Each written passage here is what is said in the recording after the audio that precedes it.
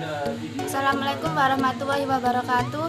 Kami kelompok 3 akan mempresentasikan tentang sumber-sumber dan nilai dalam perilaku etika.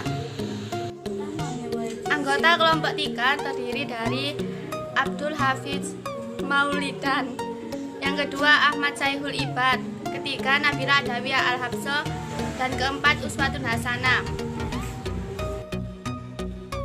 Untuk materi yang pertama akan dijelaskan oleh Ahmad Saihul Ibad.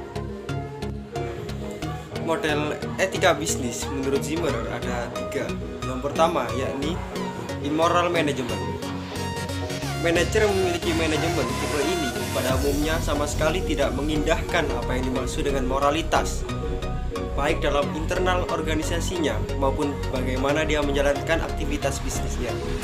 Para pelaku bisnis yang tergolong pada tipe ini biasanya memanfaatkan kelemahan-kelemahan dan kelengahan dalam komunitas untuk kepentingan dan keuntungan diri sendiri, baik secara individu atau kelompok mereka. Yang kedua yakni amoral management. Manajemen amoral adalah bebas kendali dalam mengambil keputusan.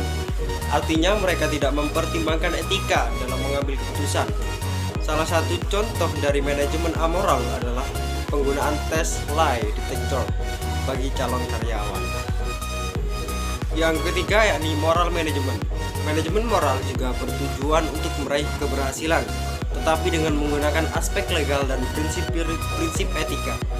Dalam moral management, nilai-nilai etika dan moralitas diletakkan pada level standar tertinggi dari segala bentuk perilaku dan aktivitas bisnis.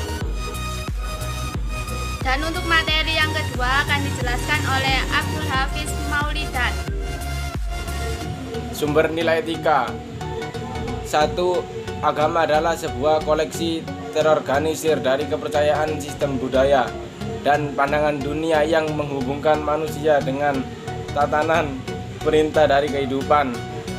Banyak agama memiliki narasi, simbol, dan sejarah suci yang dimaksud untuk menjelaskan makna hidup atau menjelaskan asal-usul kehidupan atau alam semesta.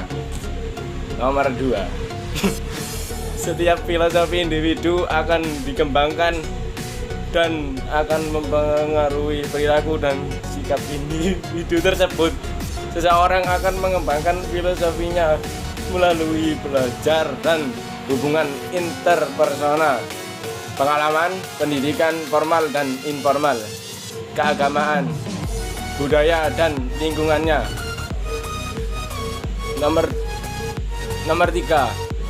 Definisi budaya adalah suatu cara hidup yang berkembang dan dimiliki bersama oleh sebuah kelompok orang dan diwariskan dari generasi ke generasi. Budaya terbentuk dari banyak unsur yang rumit, termasuk sistem, agama, dan politik, adat istiadat, bahasa, perkakas, pakaian, bangunan, dan karya seni. Nomor 4. Hukum adalah sistem yang terpenting dalam pelaksanaan atas rangkaian kekuasaan kelembagaan. Dari sebuah penyalahgunaan kekuasaan dalam bidang politik, ekonomi, dan masyarakat dalam berbagai cara dan bertindak sebagai perantara utama dalam hubungan sosial antar masyarakat terhadap kriminalisasi dalam hidup pidana. Untuk materi yang ketiga akan dijelaskan oleh Nabila Adawiyah Al-Habsah. Faktor yang mempengaruhi etika manajerial. 1. Leadership atau kepemimpinan. Kepemimpinan yang baik dalam bisnis adalah kepemimpinan yang beretika. Etika dalam berbisnis memberikan batasan akan apa yang sebaiknya dilakukan dan tidak. Pemimpin sebagai role model dalam penerapan etika bisnis akan mampu mendorong karyawannya untuk terus berkembang sekaligus memotivasi agar kapabilitas karyawan teraktualisasi. 2. Strategi dan performasi etika bisnis. Fungsi yang penting dari sebuah manajemen adalah untuk kreatif dalam menghadapi tingginya tingkat persaingan yang membuat perusahaannya mencapai tujuan perusahaan terutama dari sisi keuangan tanpa harus menodai aktivitas bisnisnya berbagai kompromi etika. Selanjutnya materi yang terakhir akan dijelaskan oleh Uswatun Hasanah. Faktor yang mempengaruhi etika manajerial. 3. Karakter individu. Aturan di tempat kerja akan membimbing individu untuk menjalankan perannya di tempat kerja. Faktor yang ketiga adalah berhubungan dengan lingkungan luar tempat dia hidup berupa kondisi politik dan hukum, serta pengaruh-pengaruh perubahan ekonomi. Moralitas seseorang juga ditentukan dengan aturan-aturan yang berlaku dan kondisi negara atau wilayah tempat tinggalnya saat ini. Kesemua faktor ini juga terkait dengan status individu tersebut yang akan melekat pada diri individu tersebut yang terwujud dari tingkah lakunya. 4. Budaya organisasi. Budaya organisasi adalah suatu kumpulan nilai-nilai, norma-norma, ritual, dan pola tingkah laku yang menjadi karakteristik suatu organisasi. Setiap budaya perusahaan akan memiliki dimensi etika yang didorong tidak hanya oleh kebijakan-kebijakan formal perusahaan, tapi juga karena kebiasaan-kebiasaan sehari-hari yang berkembang dalam organisasi perusahaan tersebut, sehingga kemudian dipercayai sebagai suatu perilaku yang bisa ditandai mana perilaku yang pantas dan mana yang tidak pantas.